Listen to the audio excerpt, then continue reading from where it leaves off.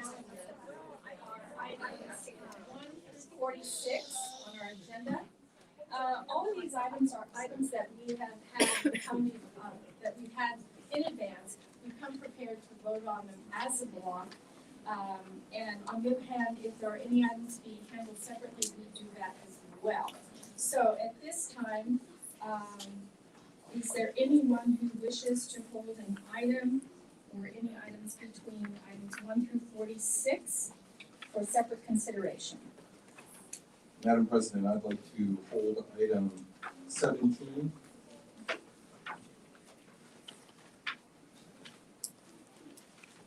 Okay, others?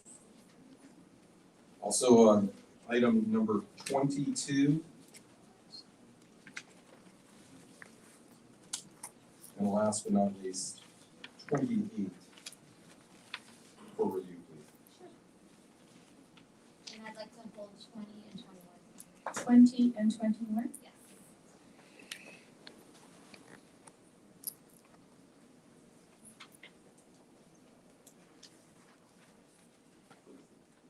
Okay, additional? Yes. I like to hold number 35.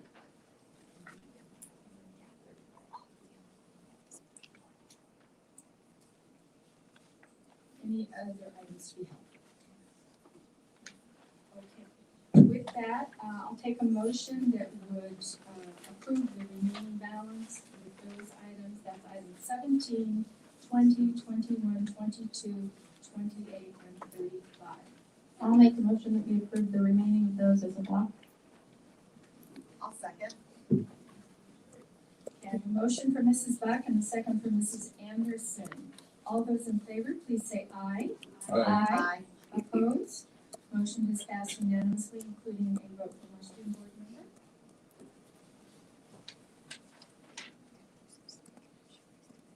All right, so let us return to our first item held, and that is item 17. To proceed, I will need a motion, please, and a second. I'll make a motion to certify that Placentia Overland Unified School District has complied with Education Code 84905C regarding the appointment of Jamie Jeff as their official designation of consortiums executive committee. I'll second. All right, I have a motion from Mrs. Beck and a second from Mrs. Blades. This is held by Mr. Youngblood. Did you have a question or comment? President Brigham, I'd like to table this appointment until our next meeting in order to evaluate information that I recently received. This way the board will have a more complete and accurate picture of this candidate and the designation from this governing board. I'll second that. We already have a motion at this time. Yes, we have a motion before us, okay. Okay, let me just get to the page where I'm looking at this one, please. Okay. So I want to be sure that this is for the North Orange County Regional Consortium, the designated representative, that's correct? That's right. Okay. And this is for adult education, correct?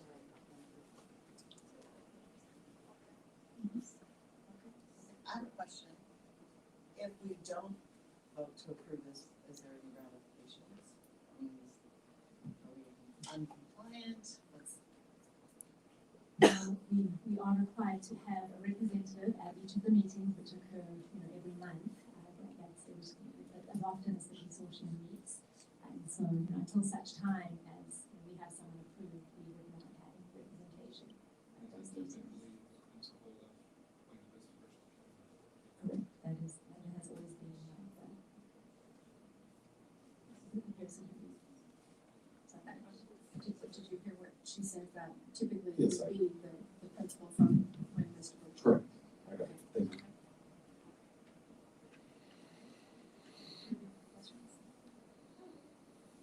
Is this doable? I mean, are we able to? Well, we have a motion here to approve. We have to vote on the one that's here before us. Right. Okay. All right. So, Um, yes, further, yes, I'm sorry. so all they're doing is representing our district at the consortium. and gathering information and bringing back. It's not really a voting organization, or they don't set policy or procedure, they're just gathering and bringing it back. Is that correct?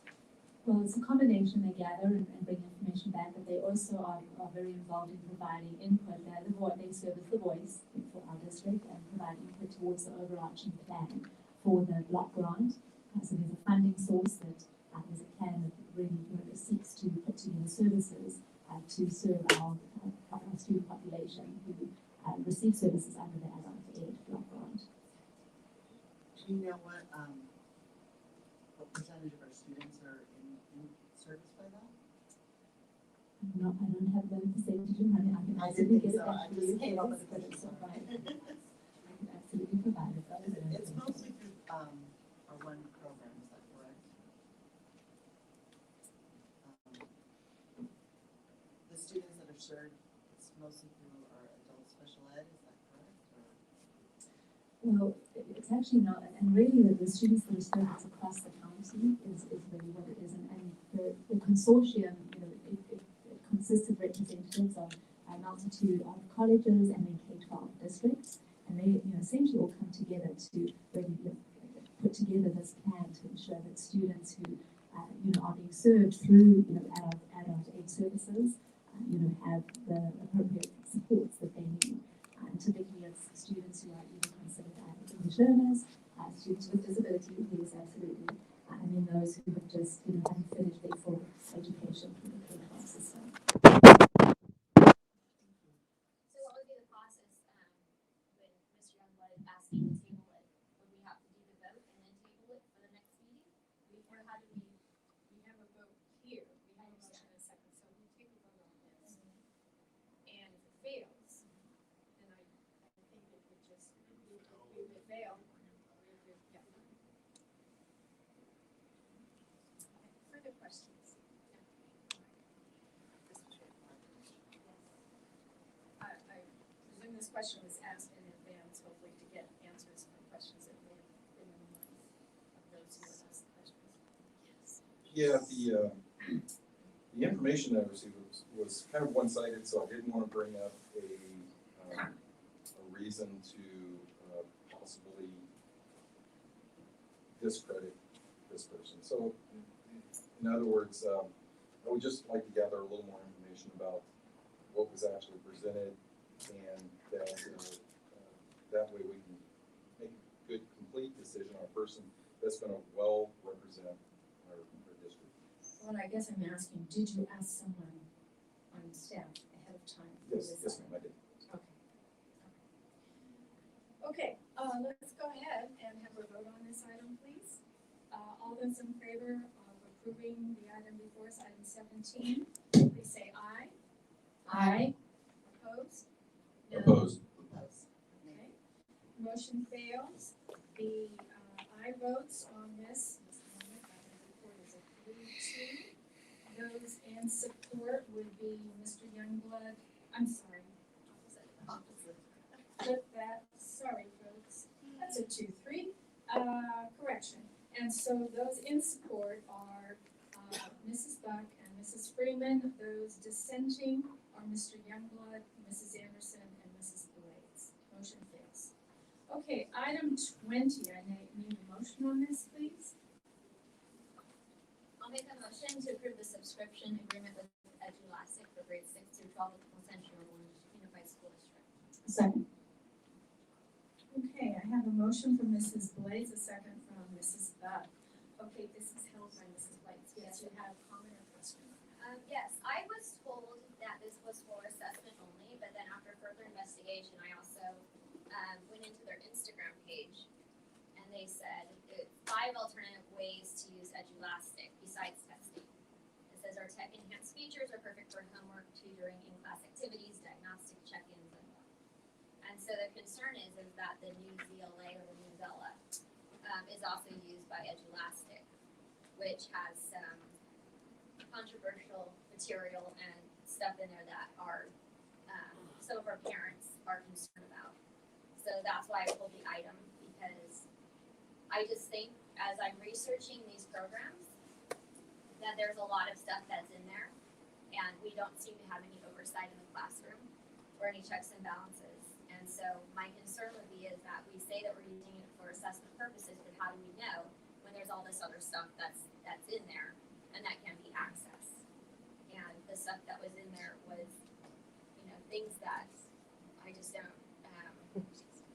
I think it needs to be transparent for our parents, what the kids are learning, and that, I don't know how the district would be, able to say that this is for assessment purposes only, when I found on their Instagram page, it's like 6 down, that they use it for all kinds of other things.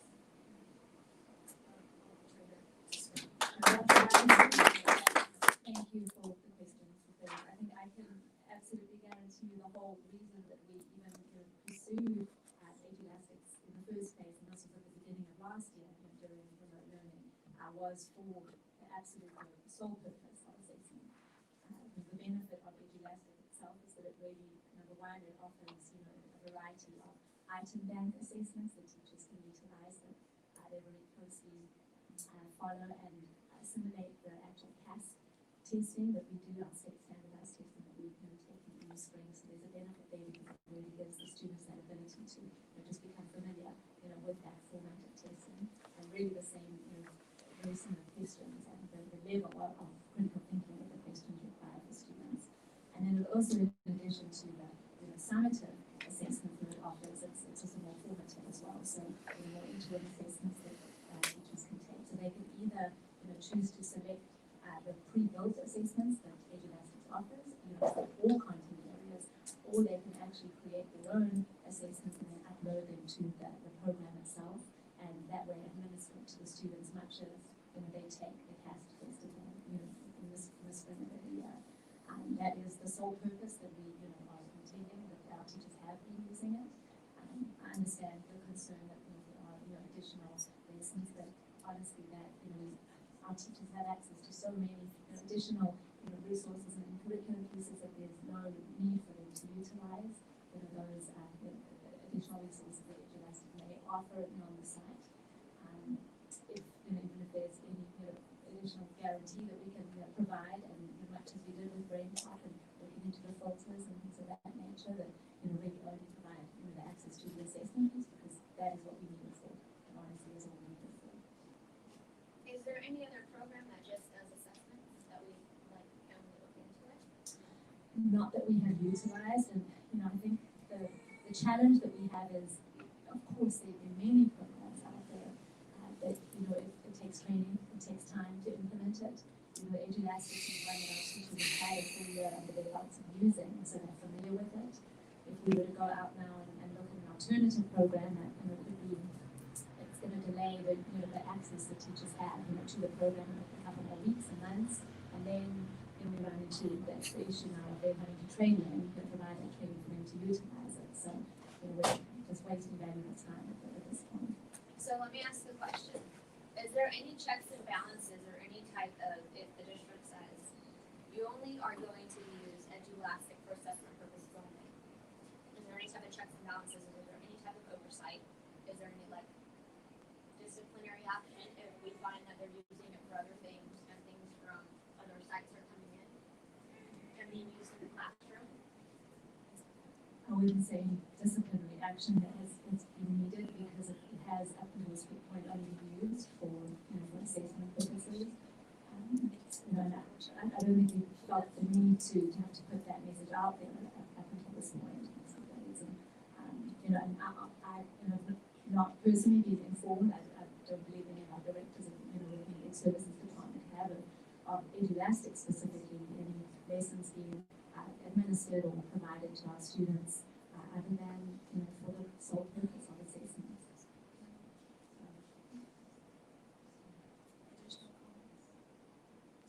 As it says in our backup information, this really, what's good about it in terms of this particular assessment platform is that, as it says, it mirrors the skills and formula of the state standardized tests. It, as I understand it, really emulates in a way that provides familiarity for the students as they become accustomed to seeing assessments done through Edulastic, that when it comes then when they're out there ready to go forward with the standardized tests, it will not be foreign to them. It will seem familiar and navigable, if that's the word. More importantly, we're using it for that, and our teachers, I have faith that we hire and retain highly qualified teachers who they have to have many tools, and the tool this provides is the assessment piece. And it's not for the purpose of what has been also found as another feature of EduLast, but it's not what we're using it for. We're using it solely for this. Any other? Okay, let's go ahead, take our vote on this motion. All those in favor of approving the subscription agreement with EduLastics, grades 6 and 12, please say aye.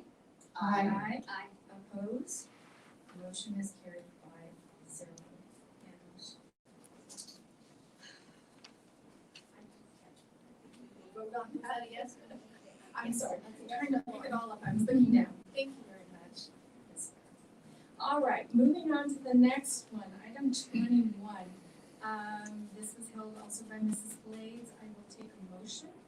I'll make a motion, we approve the amended agreement with Nearpod for subscription purchase of an online software system for the 21-22 school year for our TK-12 schools. I'll second. Thank you. All right, Mrs. Blades, a comment or a question on this? Yeah, so when I was researching, Nearpod, when I looked up the stuff, the original nearpod.com looked like the site was maybe for fourth graders. And so as I continued in and I continued researching, I went to the Nearpod blog, which kind of showed a different side of it.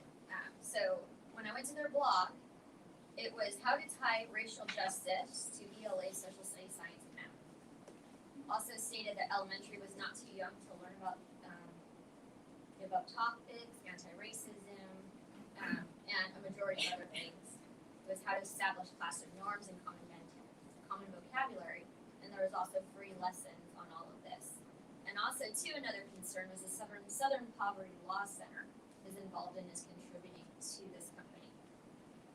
And so I just felt like their initial nearpod.com, it appeared to be a little bit deceptive as to what they actually are.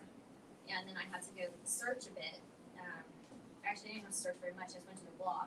And then I also went to their Instagram page and their Facebook page. And this is the stuff that I found. And so that's why I've asked to hold it, just because I believe that we have a lot of these online programs and these kids are doing it in school and their parents are at home. And they never have any idea what is going on in the classroom. And I think too, just talking to a lot of teachers, is that it seems like every single month we're approving 5 or 6 online programs, more stuff to push in a class. Our kids have been out of school for a year and a half, and they've been sitting on Zoom. And so I think too, a lot of teachers have said that kids do learn better when you have more instruction and not learning from your, your online apps and programs and stuff. And so I just felt like this wasn't something that there might be people in our community who want this, but why do you hide it? Why do you hide that you're trying to tie racial justice into all of these subjects? Why? And so I just felt like it was a little bit deceptive, and that's why I held it.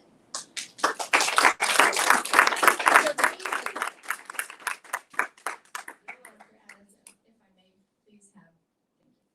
Thank you again for your question, Mrs. Davis. And I think Nearpod is something that we started and we actually signed up for and we made available to our teachers at the beginning of the pandemic last year. I can honestly say that it was a savior, I think, for remote learning for so many of our teachers. The benefit with Nearpod, just for the purpose of everyone had this evening, is that it's not so much even with the available lessons, and it's unfortunate that those are the lessons that come up when you search it, and I understand, of course, that from your perspective is a concern for that. But the benefit of Nearpod is ultimately that teachers can take any lesson that they've created and they submit it to Nearpod, and what it does is it now makes it available. It turns it into an lesson that students can then access from their own devices. So if they've got a laptop or a Chromebook or even an iPad, it could even be, for kindergartners on the carpet, right, that they're actually reading and being able to access the lesson that the teacher assigned.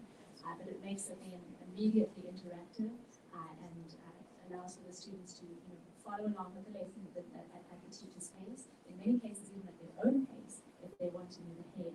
But it allows the teacher to then build in interactive pieces into the lesson. So if she wants to go ahead and he wants to do a question that's specific to a math problem, the students there's a write, it's a draw app that function that is built into the lesson itself, and then the students can actually go in and they complete the problem itself and submit it directly up to the teacher. And so automatically they're getting the direct results in real time, and it then allows for just immediate assessment and percentage results that the teacher can have at the ready to be able to indicate how many of the students have learned the lesson then and there. And that's just a very basic, simple, one example of a lesson. But ultimately, I think the piece that's important for you to know tonight is that our teachers, because they've been using Nearpod throughout the period of the year, they have actually now got several and a variety of lessons that they would not be able to access if we were to now start the subscription with Nearpod for the remainder of this year. So number one, it's not necessarily the lessons that are available, it's more the lessons that they have built and are now accessible through Nearpod, through the work that they used all of last year. So that's definitely one piece. I think we, much as we had the discussion with BrainPop at our last board meeting, what we have done is gone in and we've been working with Nearpod, and they have shown a commitment to us to be able to really remove any lessons and material content that we don't feel is appropriate and applicable for the grade levels. And so even as of today, this morning, they were continuing to work to go through and sort through and filter through some of that material and content. They have committed to us that within the next few weeks, much as BrainPop has, that we will then have those filters available to us as an administrative team to really be able to do it ourselves and not even have to rely on Nearpod themselves to do that. Didn't we vote against BrainPop? Yes. So how are we still? We're not using BrainPop anymore, but remember we will be bringing it back in November once we have some of the safeguards. That was the agreement that we had at the last board meeting. We're in person school, what are we doing? Excuse me, this is our business meeting, please. Dr. Adamson, it's my understanding, I've been told that there are filters in which we're going to be able to use on the Nearpod as well.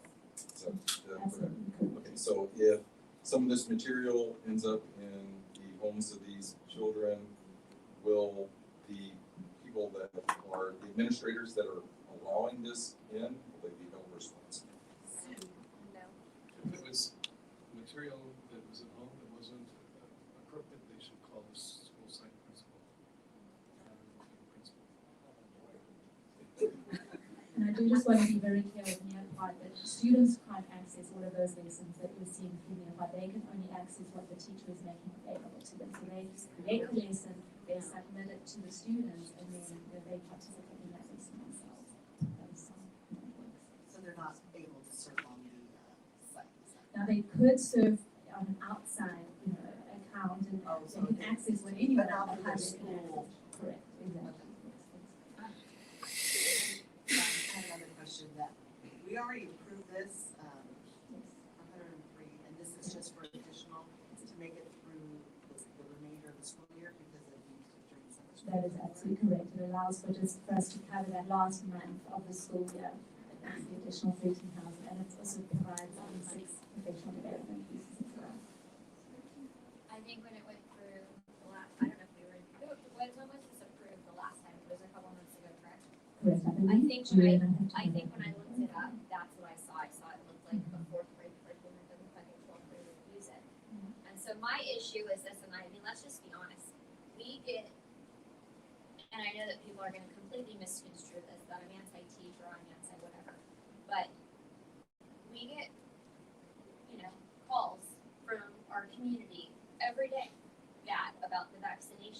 about this, about that, about teachers who are teaching this stuff, about teachers who are doing things in their classroom. And I just think that, well, we want to trust the teachers. It's just a hard thing to do for, I think, the parents in our community to just accept that nobody's going to be teaching this in the classroom. There's no checks and balances, and they can't see it from home. They can't see the lessons. And so I think when we say, there just seems to be no oversight. Now, if we were to say we were going to turn on what we did with Brain Pop and just go completely, then that can be acceptable if it can show that nobody can access this type of stuff. Because I really feel like everybody tonight spoke, let's teach reading, writing, math, science, things like that. I don't think our parents in our community, at least people who have spoken to me, they don't want this type of stuff to be put in their curriculum. And I mean, the Southern Poverty Law Center is contributing to this as well. And I mean, and then there's just, it's right there, how to tie racial justice into every single topic. And so I just feel like there's a lot of teachers who have said to parents, I'm going to teach it anyways. I know I'm not supposed to do it. And so it's like there might just be a few people that are ruining it for others, but it might be those few people that, are making the district look bad and making it look like we aren't, can't control anything and we can't control what our teachers are teaching. And so, I mean, that's just what people are telling me and they're calling me about. And I think it is a concern. And I think our parents are concerned. And so I'm going to vote no on this tonight. And then, but if we bring it back in a few months and we show that there are complete controls over this and that there can't be any access, then I'm fine with that. And I'm not saying that I don't trust our teachers. I'm not saying that I don't trust this and that. But I am listening to parents and I am listening to their concerns. And I think that if we can show that this is no longer a concern for them, then I think everybody can be happy, because then I think it's important that our parents learn to trust us again.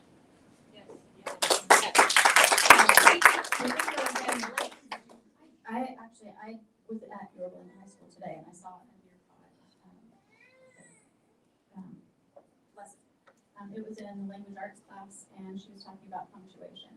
And what she did is created a PowerPoint that was just a slide and talked about what punctuation is and gave some examples. And what it did when she played it, she had done some recording that goes along with it. So it played her voice as she's talking to the kids. And she walked around and worked with each of them on looking at punctuation. And she led it saying that, as we're on our cell phones all the time, we're not using as much punctuation as we need to. And so it really brought it into that. And so then after that, they took a quiz that she had put into Nearpod. And they went in and they put the correct pronunciation into it. And then it reported out to her immediately what those results were. Instead of doing a paper test and taking that home, her having to grade it, it really gave her immediate results there so that she could go back before the class even left and reteach the things that they were missing on that. So I remember a number of years ago, the flipped classroom was kind of a new idea.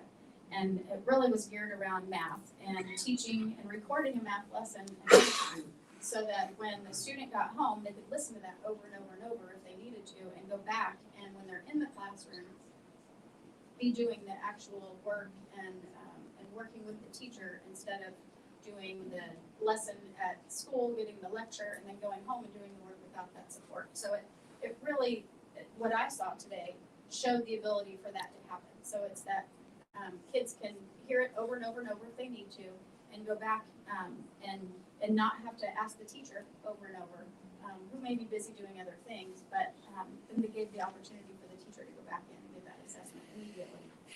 And that was just a language arts example. It just had to do with punctuation. It was there was no even relevant topics in it. It just had to do with normal sentences and punctuation. So I asked the teacher how she benefited from that and what she would do if she lost that ability to do that, to use that tool. And because of all that she had put into it over the last year, she would be recreating a lot of those lessons that she had prepped for, and it would take her now time to go back and build those lessons for this year that would have been able to be from last year, and the kids could listen to it and do the work in the classroom with her, as opposed to just the repeated lecture that she would have to do in front of the class. Does that make sense? I'm so glad you got to see it in person. It was great. I would highly recommend going in and asking them to show it. Yeah. I would say go into class, when you do your visits, ask specifically to go see, those in They action. know you're having it. That was kind of what I was thinking. No, I completely understand that, and a lot of these programs, such as Brain Pump, have been used time and time again, have been very useful tools for teachers. However, we're kind of at a time in which these programs are being hijacked, and there are things that are being placed in it that parents and children should not even be involved in. So that's the concern. It's not necessarily the actual tool that we're talking about, because I think that's amazing. I've used Kahoots myself. I know that these things are very promising, especially for teachers that are overworked with 30 plus kids in their class. I totally get that. It's a lot of the material that's being placed in there, and sometimes unbeknownst to the district or the parents. So that's what we're trying to do. If I could add, the benefit of this is they're recorded. So there are lessons that are there that you could always go back and look at. So they're built lessons. They're not with the teacher going up and just lecturing. That could change. This is actually something you could go back and look at. And also, if you're getting calls about examples, those parents should be contacting the school, so that if they have examples of something as you described it, it's great. We do need to know that, because that has happened, explained that is. Yeah, and that's what we've been telling them. Good, that's perfect. Absolutely, yeah. They just want to make sure that we reiterate that these things are being taken care of. And Sure. if they're not feeling like administrators are taking care of it, then they're coming to their board members. So And they this should is direct what it we're to all of us, absolutely. however they'd like to, that'd be great. Okay, great. All right, Let's go ahead and take. I just have a clarifying question. If we do a no vote, it's not going away, it's still here. No, because it has That's already what I thought. And they said, the time out for the filters to all be available is like a couple weeks. probably in early November is what I'm thinking. So this isn't one of the things like that we can just pull out of after a month, we can just stop. I know some other programs we can stop, so we can't stop this one, we're in it. Correct, it's a year subscription that we pay for. We've already paid for it. It's just basically. Yeah, because we utilize it during the summer, so we need that filler gap if you will, the full year, yes. Okay, all right, let's go ahead and take our vote on this, please. Again, I remind you, be sure, we've got item 21 to approve the amended agreement with Nearpod for a subscription purchase. And with that, let's take our vote. All those in favor, please say aye. Opposed? No. Okay, it is a 4-1 vote, and also with our student board member in the affirmative. Okay, thank you. All right. We should have asked you if you used it. Yeah. I have, we get that sometimes, like, I've had an experience with a teacher that. I've had an experience with a teacher of like learning, especially very political, which, as a teacher, I don't always understand everything going on, but it just kind of felt very forced upon. And all like the essays that I had to do and the lessons that she did, it kind of was like, is this being taught at every school, or is it just your classroom? Because I took an AP course, and that's what the classroom was in, and it was just very one-sided. And it just kind of felt like the lessons and what was in the lessons was just very political, one-sided. And I would kind of complain about it with other classmates because I didn't agree. I remember talking about it with the principal and being like, hey, like, I don't really think it's okay. Like, I don't feel comfortable writing an essay that I may be reading on maybe being one-sided, that's opinionated. And then, but if it is on like your pods or stuff like that, sometimes it's kind of hard to show that. And we just have to explain it, and nothing was really done after I had talked about it. So that's just kind of my side of it. Is just like, yes, earpods are great,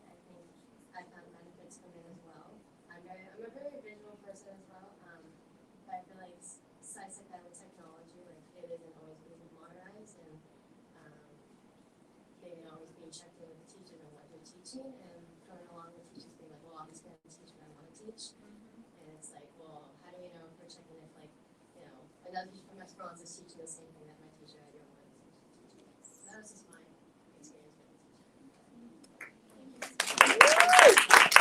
Indoctrination. I would appreciate the audience to be respectful. We're trying to continue. Here it is. You are. That was respect. Perfect example. Thank you for your Okay, comments, we're by the way, moving Lauren. on to item 22. This was held by Mr. Youngblood. Do I have a motion? I'll make a motion to approve the agreement with Pioneer Future to provide training to all wellness team members and school administrators in the Central Oakland Unified School District for the 2021 and 2022 school year. Second. Thank you. I have a motion from Mrs. Lake, a second from Mrs. Buck. Question or comment? It was a concern. This is I completely understand this is part of the Assembly Bill 493 that is required by law for districts to do education for as far as the LGBTQ community and anti-discrimination, anti-bullying, and so forth. Now, my concern is this, and I realize we have to teach it. However, why do we have to pick one particular program when we have so many talented administrators and teachers that could teach this program themselves and save the district $5,000? Thank you. Dr. Addison. Thank you for your questions, and I think the rationale behind having someone who is, number one, certified and experienced in providing the nature of the content that this training requires is really where we went with when we looked at that option, and it's absolutely something that we had considered in the beginning. Do we have our administrators and our members of our wellness team go out and complete a training to become certified and then come back and deliver that training themselves and sort of a trainer of trainer models? And then of course the other option is seeking and looking at available companies out there who come in to provide the training themselves.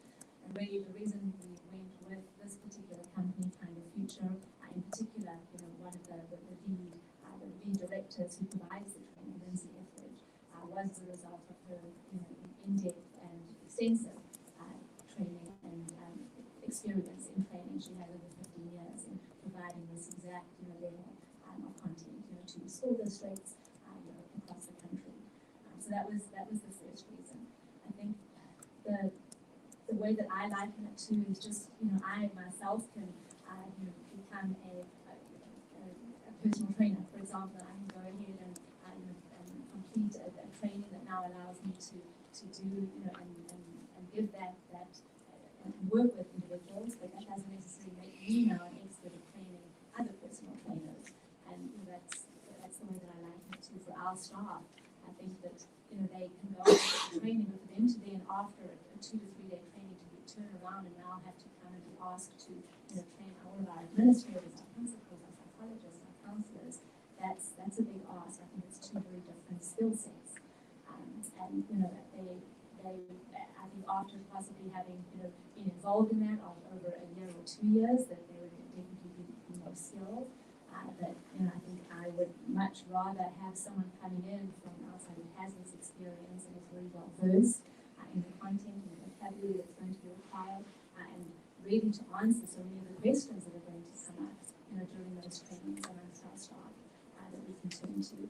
In addition to that, it's not necessarily just about the training itself, but whoever we bring in, and Lindsay Etheridge comes in with just so many resources that she would also serve as a resource for our wellness team to be able to lean on throughout the year as we navigate some of the challenging situations and conversations that our staff is going to have as students come forward to ensure we're able to support the students with their specific needs. I was told that this was she was only going to participate in the training. She wasn't going to participate in the rest of the year because we just hired all of these wellness coordinators. And so another question is, could the director, Katrina Gonzalez, teach this and make us compliant with our staff? I don't want to answer for her, but I absolutely do believe that yes, she absolutely could after having attended the training. I think, part of what we look at that, and I think any of our staff, I absolutely have every faith in Dr. Gonzalez to be able to do that. But, just to keep in mind that what that means is, we have to have, Dr. Gonzalez along with additional staff members go out, attend the training. So that would be an additional time commitment. We have to, we have a delay there to have to now go out and get an approval, for that training that they're going to sign up for. Once they come back, they'd have to then go and develop the resources and the program to be able to put forward and be prepared for the training, which would really put us out to December or maybe even January before we're able to do any kind of training for any of our staff. And I understand there is no actual time period that this training must be done. Is that correct? There's no time, there's no mandate on when it needs to be. However, we are in situations where we are needing to support our students, and we have new staff members who we have hired who are coming on board, principals and psychologists who really need that training in order to best be best equipped to be able to support the students with their particular needs. And so that's there's an urgency there with the training to just be sure that we have everyone equipped with the knowledge that they need to do so. So I also did a little bit of research in other districts. They're not necessarily going out for the training, they're using their staff, like the directors and stuff. And what they've said is that they're doing is if they have any questions regarding the state law, regarding anything, they're reaching out to the OC LGBTQ for any questions or resources, things like that. Is that an option for us to save $5,000 and to have our own staff, put this training together? It absolutely is, and they remain a resource for us no matter what. I think we wouldn't save the money because we'd still have to send all our staff to the training. It would be probably about the same, if not more, because now we're training individuals, for certain, and it's training that requires a certification, so it would probably be well in advance of the $5,000. But of course, it's an option. It's an option available to us. And how many companies did we look at? It was, goodness, I would say on average, and I'm going to just look over to Dr. Gonzalez. I know I don't know if there's an exact number, but I would say at least over 5 or 6 that we researched extensively. We also look for resources available online part of the bill 8493 required that you actually Do you want Could to you come come forward, forward? Dr. Gonzalez? Thank you. Thank you very much. Appreciate it.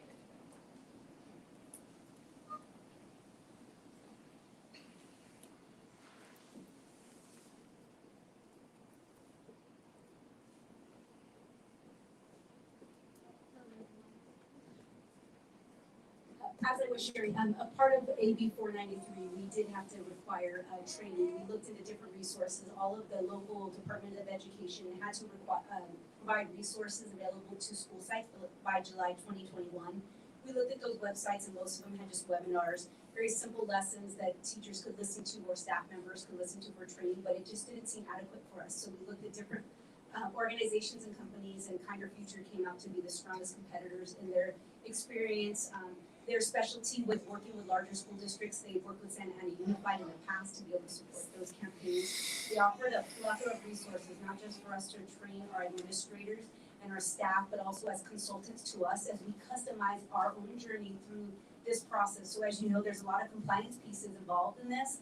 However, we as a district like to customize those things and really have input on what we're sharing, what parts of the training we're going to be offering to our staff. And so that is what she really offered with her company, was being able to listen to us, seek input from administrators like myself, and really make sure that she meets our needs from our own perspectives and our own journey. And so that's really what her most impressive part was, that she customizes things to meet the needs of our district by listening to us and really navigating through some of those waters to make us compliant in that area. Can you give us an example of like what she would be doing to meet our needs that our staff couldn't do? Yes, I think that one of it is her area of expertise is that she's worked with LGBTQ plus communities for over 15 years. She has that direct contact. She's worked with unified school districts, so she is unfamiliar with the processes and the laws that pertain to that. I definitely can do the training. I know you had asked. For me in particular, I could do it. I know the laws, but I don't also have that experiences in navigating larger school districts. In fact, educating the community on these particular needs and working on a larger scale. So I definitely think that I could do it. I don't think it would be as great as she would be able to, especially for the cost efficiency that she offers. The other things that she offers is really working on our campaigns, so she would help us facilitate notice needed and nurture campaign to make sure that we meet those needs and we get involved with social media and really support our particular campaign in that area. So she isn't just an LGBTQ plus advocate, she actually works with many other different assets, or parts of our school district. So if you could do the training and you know the laws and you know all the topics, then and you would be training our administrators and our wellness team. So there really wouldn't be any need to get any training from her because you know the basics, you know the laws, you know X, Y, and Z. I think it would kind of liken me to, I wouldn't say I was an expert in that particular area, and that's why we always try to look for outside consultants who have that better expertise and practice at it. I could go over terms just like anybody else could, you know, if I Googled it online and looked up some of the key terms, but I think that she would do a much better job in preparing us for that. But there is also a certification component, right? And so in order to be able to give the training, there's a certification required, and so you would have to first go out to get that, right, prior to using that to give the training. That also takes your time away from your other duties, correct? It's resources and Yeah. We're asking you to put something else on to your list of things that you have other things that you also do. I would say that I'm in charge of student wellness, access, and academic success. So I do look at data. I look at making sure that we move over all of our CAS scores, things like LCAP, SPSA. Under my belt, I work on Title IX compliances as well. So yes, it is a little more difficult than it might appear to be very easy and simple, but that's why we look into solutions for other companies to see that they can provide that training for us. I think the one piece I just want to reiterate is Dr. Gonzalez used the word customize several times, and I think that's the piece too that after conversations with Lindsay Etheridge that we really got that confidence in her ability to be able to really look and see what our needs were, and even the snapshot that we gave you in the write-up of what the course outline would involve.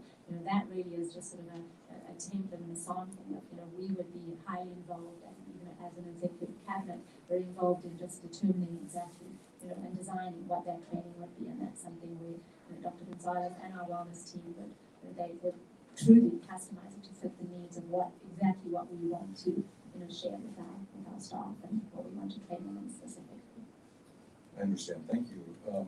One question though, would we as the board be able to see the curriculum that you would provide our educators and such? We could absolutely, yes, we could. I know we just shared the outline with you, but I think once that has been determined, as far as the program and the content that we're going to provide, we'd be happy to share that with you. That's one of my concerns. I went on the Kinder Future website as well. And you guys had mentioned resources. She has some very interesting resources. Things with clinics in which provide hormone therapy and puberty blockers and so forth. And things that I think our parents might have a little bit of an issue with, including some of the BLM material that is also on there. So we might want to reassess this. We may want to see other agencies or programs that are going to be able to do the same thing if we don't have our own staff do the training. That was a concern of mine also, and I saw that as well, is that she is tied to some social justice groups, which just makes things uncomfortable. And at first I was told, when I asked about the background of this, I was told it was just going to be used for training. And now I'm hearing that she's going to be helping with our social media and other stuff, and she's going to be around for a whole year. The contract we have for her is purely for the training, but I think I made reference to the fact that she would then serve as a resource during the time that we're utilizing her for the training. In the event that our wellness team would require additional resources, that she would be there and available. But that's purely only as it relates to the training that we are. Let's go ahead. Sorry. Yeah, because I would like to get to. I know. I just have a couple questions and some comments. I went on the website as well, and I really feel like it's important to have supports for our students, all students. And so I went to the website and I was looking at the reviews, and my concern was that she hasn't done a lot of district training. that all of her reviews are really related to kids and personal conversations. There is a review from Santa Ana School District, and most of her, it seems like most of her training has been on like Gay Straight Alliance clubs, helping kids form those and things like that. And so my question, really is, what is her experience with district training? Is it only that she's only working with Santa Ana Unified, or does she service other districts in our county?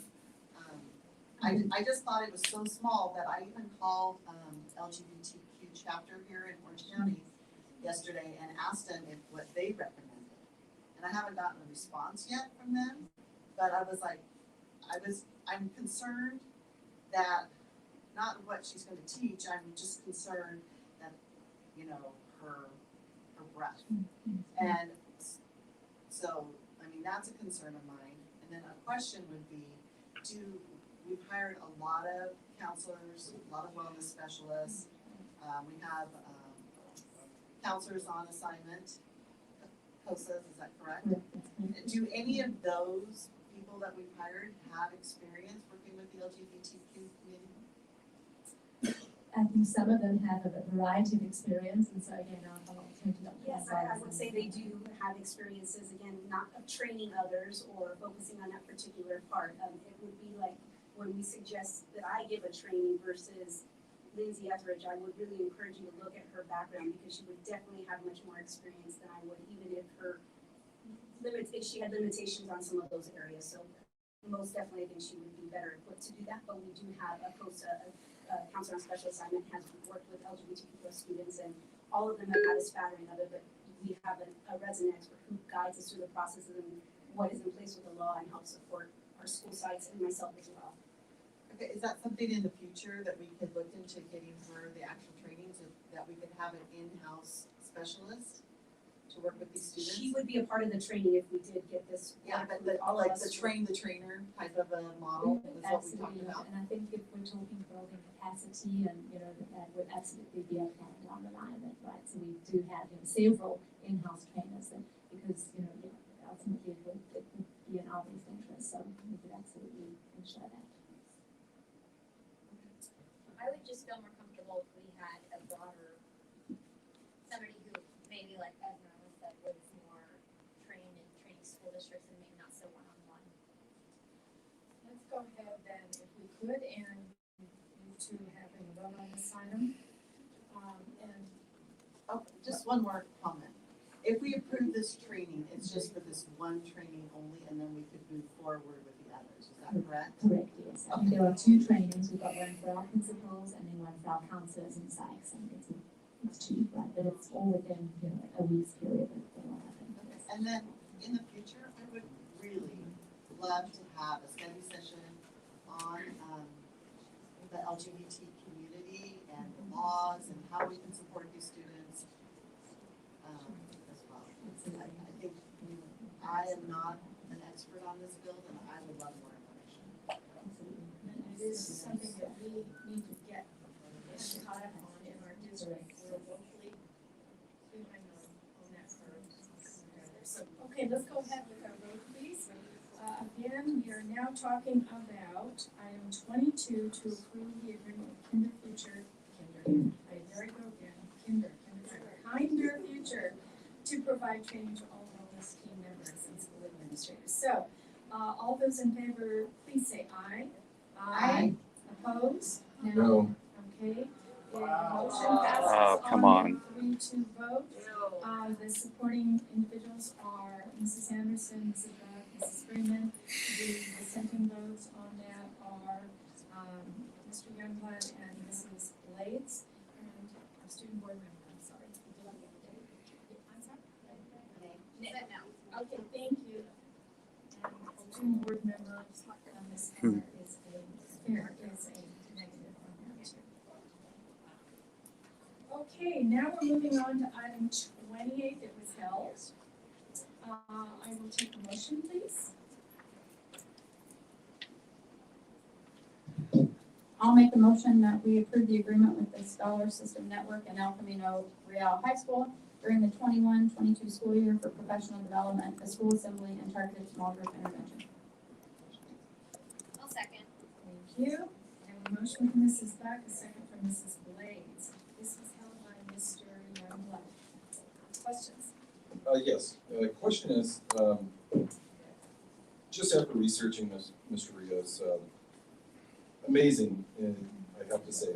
However, in some of the presentations in which he's done over the past, he's made several comments regarding police and the brutality in which police supposedly do. This assembly, which we're going to have, is probably going to be, watched by all of these kids. And do we know if that type of language is going to be used again, or what's the plan? I can absolutely follow up on that, Mr. Youngblood, to ensure that is not the case. I know that, the reason we are wanting to come out to speak specifically to our students at El Camino is just as a pure direct result of his very similar background, to what so many of our students, and as you know, El Camino serves some of our most at-risk, student population within the district. And so it's that ability, I think, the story that he's able to share from his own childhood that, I think those students are able to truly relate to. If that is a concern that we have, I will personally follow up to ensure that is absolutely, that would not make it into any of the conversations. There's, I don't see that having any value or any merit on, the nature of the message that he will be delivering to our students. But, because really, truly, the core content of that is ready for him to, it's an uplifting message, it's one of inspiration for him to share his story of how, despite some of the greatest challenges, that he would, experience, he was able to go on to, graduate from school and receive multiple degrees, including his doctorate. And I think that message for our students at Alchemy is so powerful and so important. And so I can absolutely assure you that. No, I completely agree. He has an amazing story, very motivating. I just wanted to make sure that there was not any type of occupation that was going to be ostracized based upon his past or perceived future. So, And I'm just becoming more and more concerned as I was looking at him,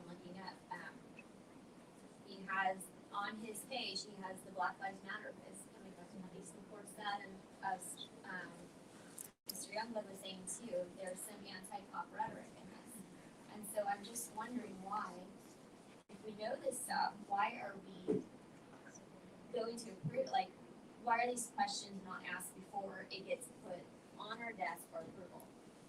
Why are we asking them, look at what so your social media has anti-cop rhetoric, your story has some things that you said in the past at other assemblies, you have a Black Lives Matter fist, it's going to cause a lot of people in our community concerned. How come we're not asking these questions before it comes to approval? I mean, I'd like to have the full picture.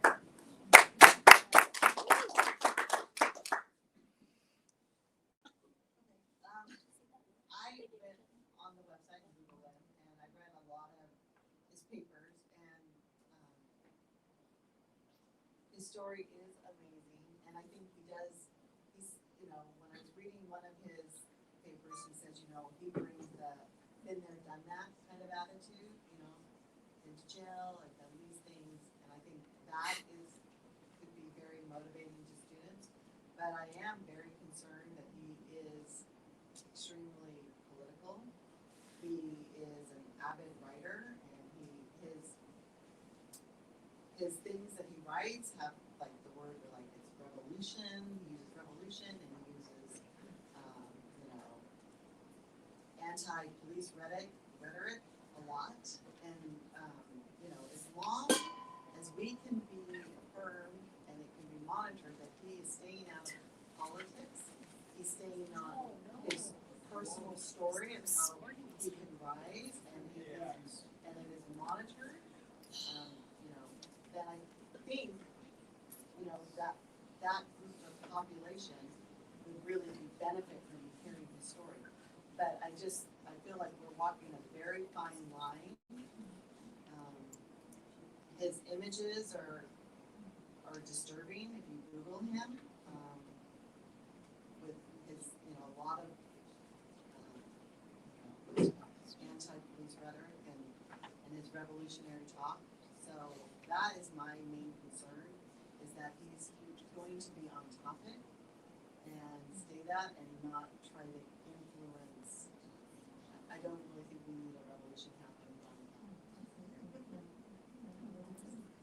I agree, and I think this is the item, although I didn't know it was gonna be on the agenda, but when I was visiting El Camino the first week of school, the principal there, Carrie, is very looking forward, hopefully, to if this would go through, because, and if you know Carrie well now, her heart is never down with the best for the students, and I agree that we would never want, whether it's that school or any school, to have something out there as part of the message that simply was not true. And so I think everyone's heard that clearly this evening, but Carrie would sure be the first one to say she wants the best for her students and not have something. I don't speak, well, I kind of did speak for her, but that is my impression. That is my impression of her dedication, commitment to making the lives of the students she has a responsibility for be that much more hopeful and positive. Do you think she could pick another person? I can't speak to that, but I think she has indicated, and obviously this was, you see her name on the bottom of the item. So I have no doubt she was very conscious in what she put forth.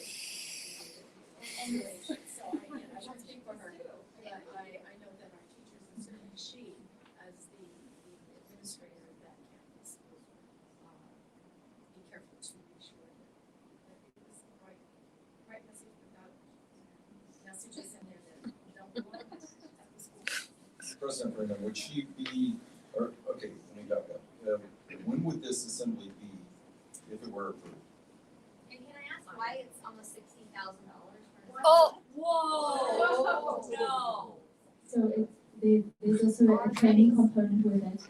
We divide up, so there's a parent training component, so we will also be meeting directly with all the parents of those students and anyone who is interested. So there's sort of a professional development piece of that, and then ongoing seminars that we work together with the parents and the students as well. So it's not just the assembly that's there, but it's ongoing throughout the year, and we will service that as that resource.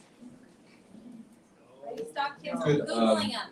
Could Would we, you please let us conduct a meeting, please? Thank you. could we have, principal come and give a presentation about why she would like this particular gentleman? Yes. We have a motion on the table, Of course, again. we can bring it back if it fails, because. Would that be appropriate? I mean, would it be appropriate? That's Actually, I fine. can't think of the time I've seen that done, but let's move then, if we're moving to that question, let's just go see where we are on the motion, and then we'll go forward. Okay. Okay, I just, clarifying, it's an assembly, and how many work, and then I know there's teacher education, assembly, and then there's also parent education as well.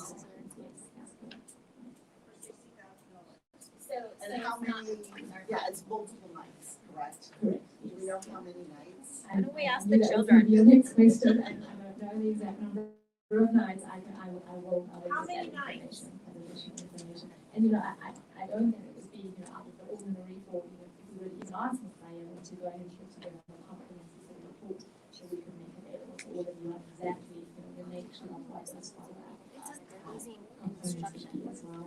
Dead cells, No. anti-police, BLM, revolution. It's like a good idea. Losing instruction. Great idea. Oh, no. Great idea. It depends on when that the initial assembly, is scheduled and how. Why do we need to rush it? Is scheduled for the year. So $60,000 to pass. No. You can always come back and look at it later. Let's go ahead and take our vote on this. We have a motion before us.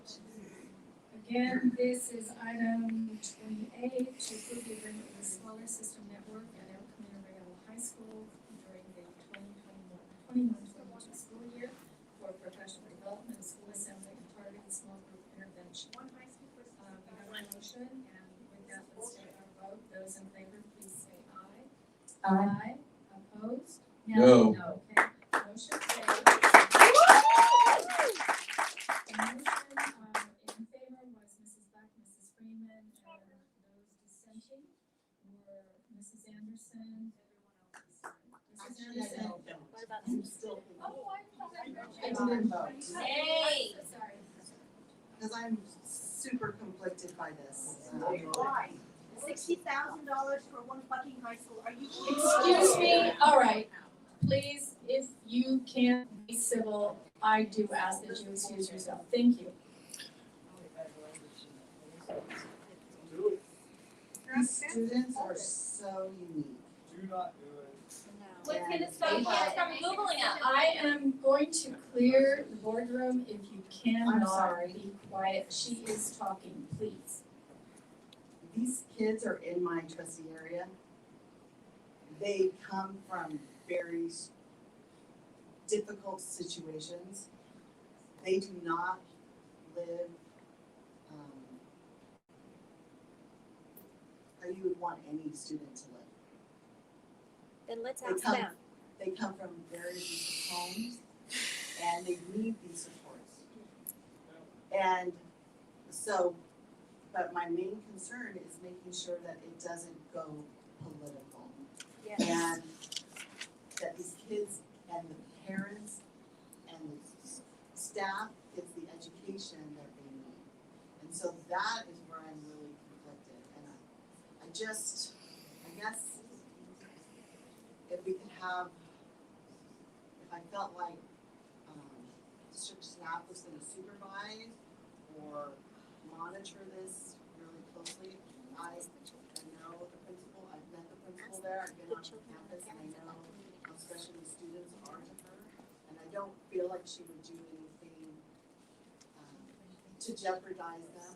She's very passionate and you only have to be on that campus for about 15 minutes to see that.